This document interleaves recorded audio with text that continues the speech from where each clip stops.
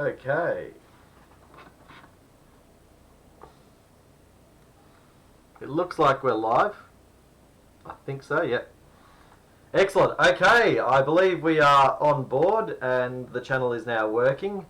I'm noticing now by looking on my laptop that it's a good sort of 20 seconds delayed, so I'm not actually going to look at my computer screen down here anymore. I'll look to here. So welcome back. Today we are going to work on doing the fully diminished seventh chord. So let me just use my software to change over to this task. So you should all be able to see my worksheet now and my mouse as it moves across the screen. So what I'll do is I'll point these things out as we go. So yeah, here we go. So today we are doing the final chord of our studies, and once we've done today's lesson we actually know everything about all the chords and triads that we need to know for year 12.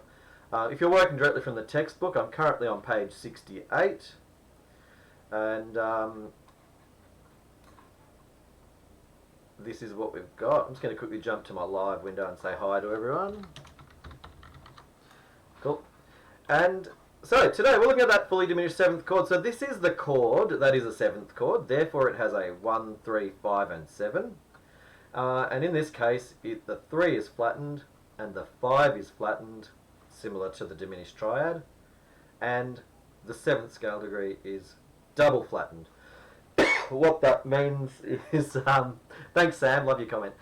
What that means is that the 7th scale degree is lowered twice by 2 semitones. Here's an example of what that the chord looks like on the piano. So in C major, where there's no sharps or flats in the key signature, you're looking at C, E flat, G flat, and B double flat. Yes, it looks like an A, because there's B flat, there's B double flat. So, I'll play that to you on the keyboard. I've got a keyboard here beside me. So, and we discussed this at the end of last term briefly. This is the one that sounds like a Macintosh computer if it's upset with you. That fully diminished seventh. If you have a piano or keyboard at home, please do try and play this chord at some stage. So that's how it looks when it's written on the stave. So there you go, you've got your root note C, then E flat, G flat, B double flat. So the double flat symbol is just 2 flats next to each other. You'll notice you have to kind of put the flats sort of around the place so they all can fit. So just get them in as neatly as possible on the stave like that. I don't think there's any particular rule about which one you put closest. Someone might be able to correct me later on that. So this is called your diminished 7 chord or fully diminished 7th chord, as opposed to say the half diminished chord we learnt last term, which only has a flat 7. And in fact you can see the difference between the two right here. So C half diminished would have been C, E flat, G flat and B flat, and our fully diminished is C, E flat, G flat and B flat. I'm going to scroll over this part of the page and take you to the activity. Now this is an activity we're quite familiar with, and so we've got some notes that we're going to build these fully diminished 7th chords with. It goes without saying the first thing you need to do is put the circles on the page. The process after that, and I'll say it verbally now and then demonstrate it on a page in a moment. You need to know your key signatures for each root note. Strongly suggest writing out the acronym for the order of sharps and flats. Work through what this chord would be with the major key signature. And then finally, you then need to lower the 3rd, the 5th, and lower the 7th twice. If you want to add any questions about what I've said right now to the live chat, please do this. So now, and I've just answered that. Yep. So yeah, any questions so far? Yes, for today's weekly task, do complete the whole page. We will then review and revise using Deborah Smith in term 3, assuming we have a term 3, which I'm sure we will. Cool, any other questions so far before I move to my camera to show you this work by hand?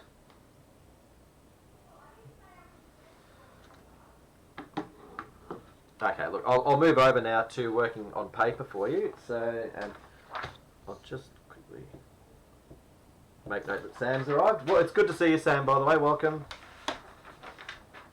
Changing over to camera again. I'll become a lot more slick at this. I'm very new to doing this, so I appreciate your tolerance with me how I'm going. So I'm just going to grab my little camera, which sits on top of my... Well, this is my computer. I love it very much. It's like a gaming machine. And you can see that. So, yeah. Anyway, I'm just going to jump in and... what am I doing? Yeah, cool. So you should all be able to see this page by now. If you've already done it, Sam, just finish off the page. So I actually recall now that I think we did do a couple of questions from this page on one of the lessons, but I know quite a few people were away. So if you certainly if you're away that day, then complete the whole page. If not, this is good revision, a good starting point anyway. So here is our page. You should all be able to see the camera now. Don't forget that a great little thing to start every question with is the Father Christmas.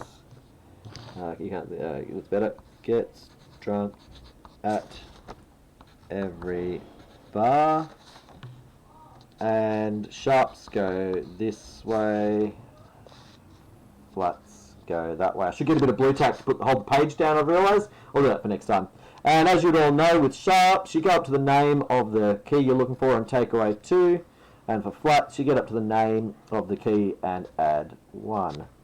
So what I'll do is I'm going to demonstrate the first line for you and model how I would do that for you. And then your task for today will be to go through and complete the rest of the page. So I really probably need a tripod with this little camera. I might have to invest in one. Hopefully you can see this well enough. So as I mentioned for this first one, that note is of course A. Build your 7th chord on top first. Once you've done that, then you need to know what the key signature of A major is. So we go over here and like there's A, so take away 2, it leaves Father Christmas Gets. So we know that it's Father Christmas Gets. And there you go, you can see that better now. So therefore we know that C needed to be sharp, E didn't need to be sharp, and G did need to be sharp if it was a major 7th. But notice I'm not writing it on this time because we need to get into the habit of just remembering which ones were meant to be sharp and then making the additions later. So for example, we saw there we need A is scale degree 1, C is scale degree 3. It was meant to be C sharp, but we want to lower it, so the C sharp will just stay as C. That E didn't need to have a sharp because it's not a part of the key signature, so it as scale degree 5 does need to be flattened. That G at the top was meant to be sharp, so to flatten it once it is just G, and then to flatten it twice is G flat. Cool. I know I went through that pretty quickly, hence why I'm going to model a few more questions to help you out. You can always go back and watch this in YouTube as many times as you like, which is one of the benefits of it. So I'm just going to jump across to question 2. Cool. And just a reminder, in the chat channel, the chat stays with the video as people re-watch it. So look, just be careful of what you write in there because it will be then replayed every time someone watches this video. So let's have a look at this next question. Number 2 is a D. So I'll put the notes on the page firstly. So there's the notes to make it a 7th chord. I know my camera's not that focused. Okay, that bottom note is D. We know that D major, Father Christmas Gets Drunk, take away 2, you're left with Father Christmas, F sharp and C sharp. Cool. So therefore we need to go through and work out which of these notes would have been sharp in a major 7th chord. D, F sharp would have been sharp, A and C. Those would have been sharp, the F and the C, if it had have been a major 7th chord. We, however, do need to flatten 3, 5, and double flat 7. So we'll go through and have a look. So D stays as it is, because you never change the bottom note. Okay, F was meant to be sharp, but it's scale degree 3, so you leave it as F natural. The F sharp becomes F natural. The A wasn't sharpened in the key signature, so to flatten scale degree 5, you need to give it a flat sign. And then finally, that top note was meant to be C sharp. So to flatten it once, it becomes C, and then to flatten it again, it becomes C flat. What I'll do is I'll demonstrate one more for you now. And then what I'll do is I'll close off the video, because that's given you enough of an instruction, and I'll go back into the Zoom meeting, and then you're welcome to ask me any questions in that, and I've got the capability of putting my camera on the page again in Zoom so I can work through more questions if you need a bit more help. I will then, of course, put the answers up at the end of the week so you can check your answers against the answer sheet if you need to. So, one more question. I can notice my sound starting to distort, so I'm just going to pull the volume down. Okay, that's better. So, here is a note. That note is E. We'll put the circles on the page first. 1, 2. I've got to be nice and neat because it's hard to erase stuff on the go in a video. So that bottom note is E. So let's quickly come over here again. So Father Christmas gets drunk at every. Take away the last two. It's Father Christmas gets drunk. F sharp, C sharp, G sharp, D sharp. Okay. So let's go through and work out which of these notes would have been sharp, because our mantra when working any of these questions is, what is it? Write the major first. Thanks, Sarah. I love the comment. Cheers. So let's have a look at this one. So we've got E. It stays the same anyway. G, it's meant to be sharp. I'll put a little dot next to it just to remember it was meant to be sharp. B, that wasn't meant to be sharp. And D, it was meant to be sharp.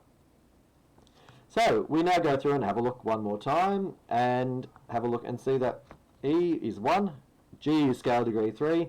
It was meant to be sharp, so we'll leave it, take the sharp away to flatten it. B wasn't sharp in the major key signature. Scale degree 5 does need to be flattened because it's flat 3, flat 5, double flat 7. And the top note D was meant to be sharp, so take the sharp away for one sharp flattening and then add a flat for the second flattening.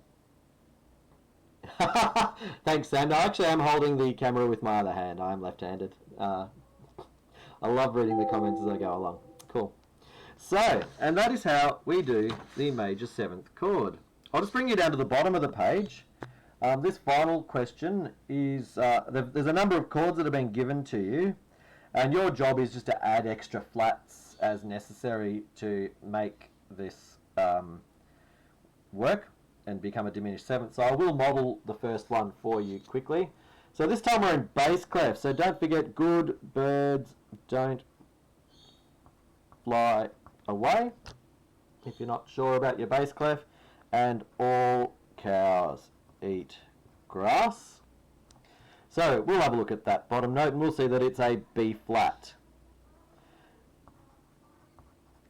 We jump up here quickly to have a look. So we want to work out, what does B flat major need? So we start from the right and move across. There's the name of the key, B. Add one more. We need B flat and E flat for our chord. We can then go through and apply the key signature. So the B flat's already there because it's a B flat chord. That next note is D. That next note is F. That next note is A.